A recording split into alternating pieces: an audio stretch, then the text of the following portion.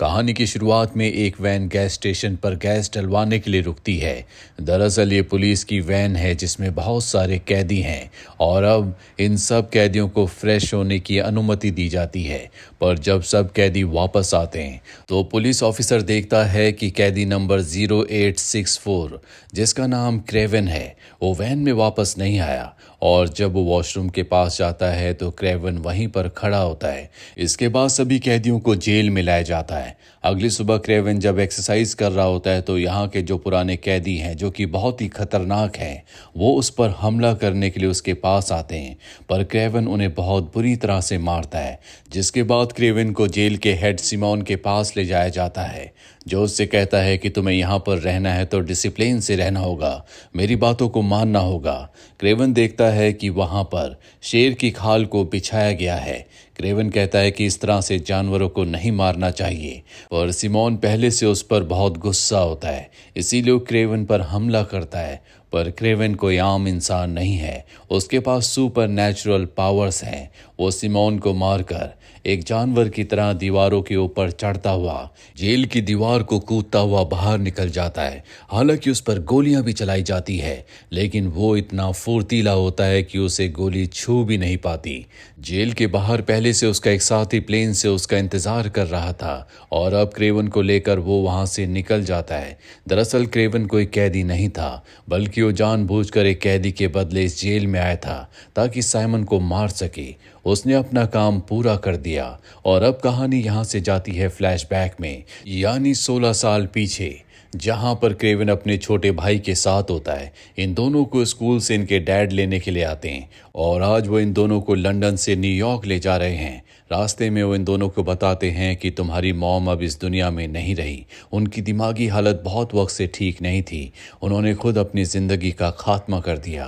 पर क्रेवन इसका जिम्मेदार अपने पिता को मानता है क्योंकि बिजनेस के चलते उन्होंने कभी अपने परिवार को टाइम नहीं दिया और क्रेवन को लगता है कि इसी वजह से उसकी मॉम की दिमागी हालत खराब हुई। क्रेवन के पिता कहते हैं कि आज मैं तुम दोनों को अपने साथ शिकार पर ले जाऊंगा। दूसरी तरफ हमें एक लड़की को दिखाया जाता है जिसका नाम कैलिप्सो है। वो अपनी मैटरनल ग्रैंड मदर के साथ होती है जो कि एक टैरो कार्ड रीडर है। कैलिप्सो भी अपनी मैटरनल ग्रैंड मदर की तरह एक कार्ड रीडर बनना चाहती है। उसकी ग्रैंड मदर उसे अपने खास कार्ड्स देती है, साथ एक छोटी सी बॉटल देती है जिसके अंदर एक खास नुस्खा है जिसमें एक ऐसी दवा है जिससे किसी के भी जख्म भरे जा सकते हैं, यहाँ तक कि किसी की जान भी बचाई जा सकती है। दरअसल ये एक ऐसा नुस्खा है जो एक पीढ़ी दूसरी पीढ़ी को ट्रांसफ़र करती है। वहीं हमें दिखाया जाता है जहां पर क्रेवन के पिता और उसका भाई शिकार कर रहे हैं और आज क्रेवन के पिता को टाइगर नहीं मिलता, इसीलिए वो एक दूसरे शाकाहारी जानवर का शिकार करते हैं। रात को ये सब के सब वहीं पर कैंप लगा लेते हैं और अब रात को जब ये दोनों भाई एक ही टेंट के अंदर होते हैं तो क्रेवन का भाई उसे मिमिक्री करके दिखाता है। दरअसल उसके अंदर ऐसी शक्तियां होती है कि वो किसी की भी आवाज़ निकाल सकता है। क्रेवन को ये सब कुछ बहुत अच्छा लगता है। अब अगली सुबह एक बार फिर से टाइगर के शिकार के लिए निकल पड़ते हैं और तभी इनके पास एक शिकार आता है जो क्रेवन के पिता से कहता है मैं चाहता हूं कि हम दोनों पार्टनरशिप कर लें, मिलकर शिकार करें। पर क्रेवन साफ साफ मना कर देता है क्योंकि वो उससे बड़ा शिकारी है, साथ ही उसका मजाक भी उड़ाता है। वहीं हमें क्रेवन और उसके भाई को दिखाया जाता है जो बातें करते करते अपने ग्रुप से बहुत दूर जंगल के अंदर आ जाते हैं और तभी इनके सामने एक लायन आ जाता है। क्रेवन के पास गन होती है इसीलिए वो अपने भाई को प्रोटेक्ट करता हुआ उसके सामने आ जाता है, पर लायन उसके ऊपर जंप मारकर उस पर हमला कर देता है। क्रेवन के पिता उसकी आवाज़ सुनकर वहां पर आ जाते हैं, वो लायन पर गोलियां चलाते हैं लेकिन लायन अपने साथ क्रेवन को अपने जबड़ों में पकड़कर यहाँ से ले जाता है। वहीं हमें कैलिप्सो को दिखाया जाता है जो यहाँ पर अपने परिवार के साथ शिकार करने के लिए आई होती है। तभी वो देखती है कि वहाँ पर एक लड़का जख्मी पड़ा है जो कि क्रेवन है। वो क्रेवन के पास आती है और उसके पास जो नुस्खा होता है जिससे किसी के भी जख्मों को ठीक किया जा सकता है वो उस नुस्खे को क्रेवन को पिला देती है, और क्रेवन को होश नहीं आता। इसके बाद हमें क्रेवन को हॉस्पिटल में दिखाया जाता है जहाँ पर डॉक्टर्स हार मान जाते हैं। उन्हें लगता है कि क्रेवन की मृत्यु हो चुकी है, पर अगले पल क्रेवन की आंखें खुल जाती है। दरअसल कैलिप्सो ने जो उसे नुस्खा पिलाया था उससे उसकी जान बच गई। और अब क्योंकि शेर का खून भी उसके खून के साथ उसके जख्मों के अंदर चला गया था, इसीलिए अब शेर का डीएनए भी उसके अंदर आ चुका है। उसके अंदर बहुत ज़्यादा ताकत आ चुकी है, इसीलिए वो बहुत जल्दी रिकवर हो जाता है। जिसके बाद वो अपने पिता के साथ अपने घर वापस आ जाता है। वहाँ दीवार पर वो उसी लायन का सर देखता है जिसने उसे जख्मी किया था। दरअसल उसके पिता की गोलियों से वो लायन मारा गया था, इसीलिए उसने उसे नहीं खाया। और अब उसके पिता कहते हैं, मैं चाहता हूं कि तुम स्कूल छोड़ दो, मेरी तरह एक बहुत बड़े शिकारी बनो। पर वो साफ साफ मना कर देता है। वो कहता है कि मैं बेजुबान जानवरों को मारकर पैसे नहीं कमाना चाहता। उसने सोच लिया है कि अब वो घर छोड़कर चला जाएगा। रात को जब वो जा रहा होता है तभी उसके सामने उसका भाई आ जाता है। वो कहता है कि मॉम भी चली गई और अब तुम भी मुझे छोड़कर जा रहे हो। क्रेवन कहता है कि अगर मैं यहाँ पर रहा तो मुझे भी शिकारी बना दिया जाएगा, मुझे भी मासूम जानवरों को मारना पड़ेगा, जो मैं नहीं करना चाहता। और ये कहकर वो वहाँ से निकल जाता है और रशिया की एक एनिमल सेंचुरी में आ जाता है जो कि उसी की मॉम की है। तभी उसे अजीब सी आवाज़ें आती है और वो देखता है कि उसके सामने से जंगली भैंसों का एक झुंड उसी की तरफ दौड़ता हुआ चला आ रहा है। उसे लगता है कि ये उसकी ज़िंदगी का आखिरी पल है।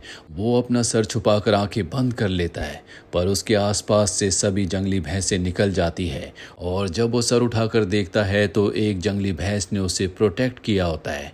और अब वो उस जगह पर आता है जहाँ पर वो हमेशा अपनी मॉम और अपने भाई के साथ आया करता था। क्रेवन अब यहीं पर रहना शुरू कर देता है।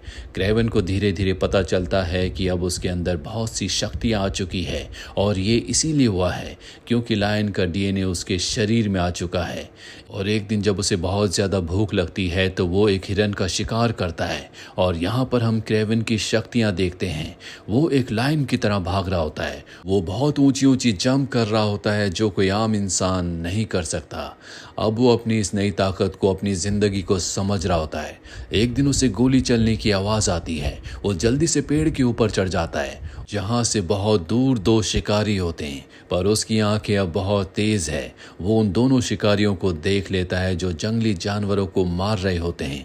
वो उनके पास जाता है और कहता है कि अब तक तुमने जितने जानवरों को मारा है उसके लिए मैं तुम्हें माफ़ कर दूंगा, पर आज के बाद अगर तुमने यहाँ पर किसी भी जानवर को मारा तो मैं तुम्हें नहीं छोड़ूंगा।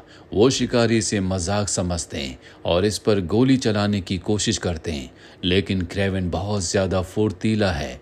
वो इन दोनों को मार देता है। कहानी वापस प्रेजेंट में आती है जहां पर क्रेवन जेल से भागने के बाद रशिया की उसी सेंचुरी में वापस आ चुका है जहां पर वो पहले रहा करता था। अगले दिन उसे एक बार फिर से गोली चलने की आवाज़ आती है। वो समझ जाता है कि आज कुछ और शिकारी यहाँ पर शिकार करने के लिए आए हैं। दरअसल शिकारियों ने बहुत सारे जानवरों को गाड़ी में लोड कर दिया होता है। वो यहाँ से जा रहे होते हैं, लेकिन क्रेवन किसी तरह से उनकी गाड़ी तक पहुंचकर उन सबको खत्म कर देता है। दरअसल क्रेवन के अंदर एक लायन का डीएनए है, तो वो एक तरह से इस जंगल का, इस सेंचुरी का राजा है। उसे एक डायरी मिलती है जिसमें सभी हंटर्स के नाम होते हैं। वो तय करता है कि अब वो सभी हंटर्स को मार देगा जिनके नाम डायरी में है, ताकि कभी कोई किसी का शिकार ना करे। वहीं हमें क्लिप्सो को दिखाया जाता है जो कि अब एक वकील बन चुकी है। उसकी एक दोस्त का आज फ्यूनरल होता है जिसके साथ सेम्योन ने ज़बरदस्ती करके उसे मार दिया था। सेम्योन वही इंसान है जिसे क्रेवन ने जेल में मारा था। और अब क्रेवन उसके पास आता है और बताता है कि मैं वही इंसान हूँ जिसकी तुमने एक बार जंगल में जान बचाई थी। दरअसल क्लिप्सो उसकी जान बचाने के बाद वहाँ पर अपना एक टैरो कार्ड छोड़ आई थी। क्रेवन ने उसी टैरो कार्ड से उसे पहचाना और अब वो क्लिप्सो को बताता है कि मैंने तुम्हारी दोस्त के कातिल से बदला ले लिया है, मैंने जेल में जाकर उसे मार दिया। क्लिप्सो को उसकी बात पर यकीन नहीं आता। वो घर आकर इंटरनेट पर चेक करती उसे पता चलता है कि जेल में सिमियोन को किसी ने मार दिया, जिसे लोग हंटर के नाम से जानते हैं, जो बुरे लोगों का शिकार करता है। और अब उसे क्रेवन की बातों पर यकीन आ जाता है, इसीलिए वो क्रेवन से मिलती है। क्रेवन उसे बताता है कि मेरे पास एक लिस्ट है, ये उन लोगों की लिस्ट है जो बुरे काम करते हैं, मासूम जानवरों को मारकर उन्हें बेचते हैं। मैं इन सबको खत्म करने वाला हूँ। तुम पेशे से एक वकील हो, मैं चाहता हूँ कि तुम मुझे ऐसे लोगों के बारे में बताओ जो गलत काम करते हैं, जिनका कानून कुछ नहीं कर पाता। मैं ऐसे लोगों को सजा देना चाहता हूँ। क्लिप्सो उसका साथ देने के लिए तैयार हो जाती है। वहीं दूसरी तरफ हमें उसी शिकारी को दिखाया जाता है जिसका नाम एलेक्सी है। ये वही शिकारी है जो कभी क्रेवन के पिता के पास आया था और उसने कहा था कि हम दोनों मिलकर शिकार करते हैं, और क्रेवन के पिता ने मना कर दिया था। और अब एलेक्सी का एक आदमी उसे बताता है कि हंटर नाम का एक आदमी है जो शिकारियों को मार रहा है, लेकिन एलेक्सी को इस बात से कोई फर्क नहीं पड़ता और वो जेल में उन्हीं लोगों से मिलता है जिनका लीडर सिमियोन हुआ करता था। वो उनसे कहता है कि अब तुम्हारा लीडर मारा जा चुका है, इसीलिए उसकी जगह मैं लेना चाहता हूँ। हालांकि कुछ लोग इसके लिए राजी हो जाते हैं, पर कुछ लोग उसके खिलाफ होते हैं जो उस पर गोलियां चलाते हैं। उस पर गोलियों का कोई असर नहीं होता। एलेक्सी का शूटर भी यहीं छुपा होता है जो उन सभी लोगों को मार देता है जो उसे अपना लीडर नहीं मानना चाहते थे। और अब क्रेवन को दिखाया जाता है जो अपने भाई से मिलने के लिए जाता है क्योंकि आज उसका बर्थडे था। वहाँ पर उसके पिता भी आ जाते हैं जो कहते हैं कि मैं चाहता हूँ तुम घर वापस आ जाओ और अपने बिजनेस को संभालो, पर क्रेवन साफ साफ मना कर देता है। जिसके बाद ये तीनों के तीनों ड्रिंक करते हैं।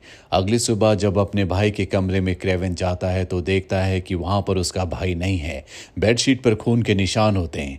दरअसल कुछ लोग उसके भाई को किडनैप करके अपने साथ ले जा रहे होते हैं। क्रेवन उनका पीछा करता है, लेकिन तब तक वो उसके भाई को हेलीकॉप्टर में डालकर टेक ऑफ कर देते हैं। क्रेवन उन्हें रोकने की कोशिश करता है, लेकिन इसमें वो कामयाब नहीं हो पाता। उसे पता चलता है कि जिन लोगों ने उसके भाई को किडनैप किया है उसमें एक टर्किश आदमी भी है जो अब उससे $20 मिलियन की डिमांड कर रहे हैं। वो अपने पिता के पास जाता और कहता है कि मुझे $20 मिलियन चाहिए, पर उसके पिता साफ साफ मना कर देते हैं क्योंकि वो उनके सामने झुकना नहीं चाहते। इसके बाद वो क्लिप्सो के पास जाता है। दरअसल ये उस टर्किश आदमी को ढूंढना चाहते हैं। इन्हें एक आदमी से पता चल जाता है कि इस वक्त वो कहाँ पर होगा, और अब क्रेवन वहां पर पहुंच जाता है जहां पर उसके बहुत सारे साथी भी होते हैं, लेकिन क्रेवन के सामने कोई नहीं टिक पाता और वो उस टर्किश आदमी तक पहुंच जाता है जिससे वो अपने भाई के बारे में पूछता है। वो बताता है कि इस वक्त तुम्हारा भाई एलेक्सी के पास है। वहीं एलेक्सी को दिखाया जाता है जिसके पास इस वक्त क्रेवन का भाई होता है। वो क्रेवन के भाई से कहता है कि तुम मेरे साथ मिल जाओ, वैसे भी तुम्हारा भाई बहुत जल्द तुम्हारे पिता को मारने वाला है और अगर तुम मेरे साथ मिल जाते हो तो मैं तुम्हें खास ताकत दूंगा। उसकी बात सुनकर वो सोच में पड़ जाता है।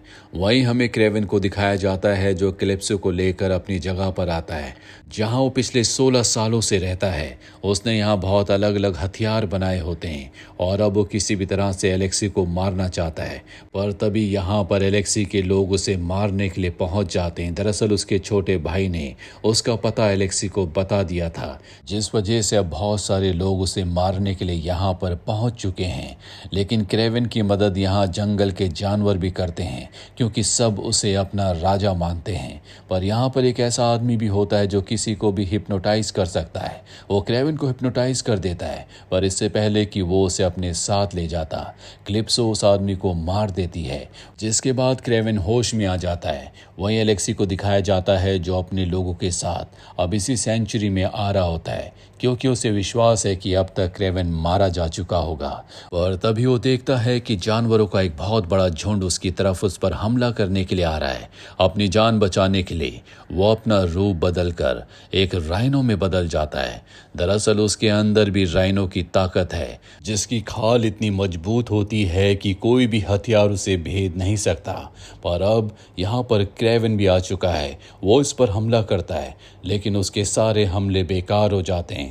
दरअसल एलेक्सी के अंदर ये सारी पावर एक सीरम की वजह से आई होती है जिसे वो शरीर के खास हिस्से से अपने अंदर इंजेक्ट करता है, जिसके बारे में क्रेवन को पता है और अब वो उसी हिस्से पर वार करता है जिससे एलेक्सी मारा जाता है। क्रेवन का भाई भी यहाँ पर आ जाता है। क्रेवन उसे समझाता है कि हम दोनों भाई हैं, हमें एक साथ रहना है। जिसके बाद हमें दिखाया जाता है कि क्रेवन अपने पिता के पास जाता है। वो कहता है कि आपने बहुत जानवरों को मारा है, मेरी लिस्ट में आपका नाम भी है। मैं लगभग सभी शिकारियों को मार चुका हूँ। मैं चाहता हूँ कि आप ये काम छोड़ दो। पर उसके पिता कहते हैं कि मैं ये काम नहीं छोड़ सकता। मैं बचपन से एक शिकारी हूँ और एक शिकारी के तौर पर ही मारा जाऊँगा, भले तुम मुझे मार दो। इसके बाद क्रेवन वहाँ से चला जाता है और तभी यहाँ पर एक बेयर आता है जो कि क्रेवन के पिता को मार देता है। दरअसल क्रेवन के कहने पर ही बेयर ने ऐसा किया होता है। एक साल बाद हमें दिखाया जाता है जब क्रेवन एक बार फिर से अपने भाई के बर्थडे पर जाता है और कहता है कि मुझे तुम पर गर्व है, तुमने अपने पिता के काम को आगे नहीं बढ़ाया, तुम एक शिकारी नहीं बने। पर उसका भाई कहता है कि ये तुम्हारी गलतफहमी है, मैं अपने खानदानी काम को नहीं छोड़ सकता और तुम्हारी बेहतरी इसी में होगी कि तुम मेरे रास्ते में मत आना। और तभी वो अपना रूप बदल लेता है, वो खुद क्रेवन के रूप में आ जाता है। ये उसके अंदर एक नई शक्ति आई है जो उसी डॉक्टर ने उसे दी है जिसने एलेक्सी को राइनो की शक्ति दी थी। उसके पास एक ऐसा सीरम है जिस सीरम को अपनी बॉडी में इंजेक्ट करने के बाद इंसान के अंदर जो शक्तियां होती है वो कई गुना बढ़ जाती है। क्योंकि क्रेवन का भाई दिमित्री कई लोगों की आवाज़ निकाल सकता था, इसीलिए जब उसकी बॉडी में सीरम को इंजेक्ट किया गया तो उसकी पावर्स और भी बढ़ गई और अब उसके अंदर शेप शिफ्टिंग की पावर है जिससे वो किसी के भी रूप में बदल सकता है। यानी कि क्रेवन के सामने एक और दुश्मन है जो और कोई नहीं, खुद उसका भाई है। ये जो सीरम उसने अपनी बॉडी में इंजेक्ट किया है ये इंसान की उसी ताकत को बाहर निकालता है जो उसके अंदर पहले से होती है। जिस तरह से एलेक्सी जो कि ताकतवर था और वो और भी ताकतवर बनना चाहता था, उसके अंदर राइनो की पावर आ गई। इसी तरह से क्रेवन के भाई दिमित्री के अंदर शेप शिफ्टिंग की पावर आ गई। तो ये थी पूरी कहानी इस फिल्म की। उम्मीद करते हैं कि ये कहानी आपको पसंद आई होगी।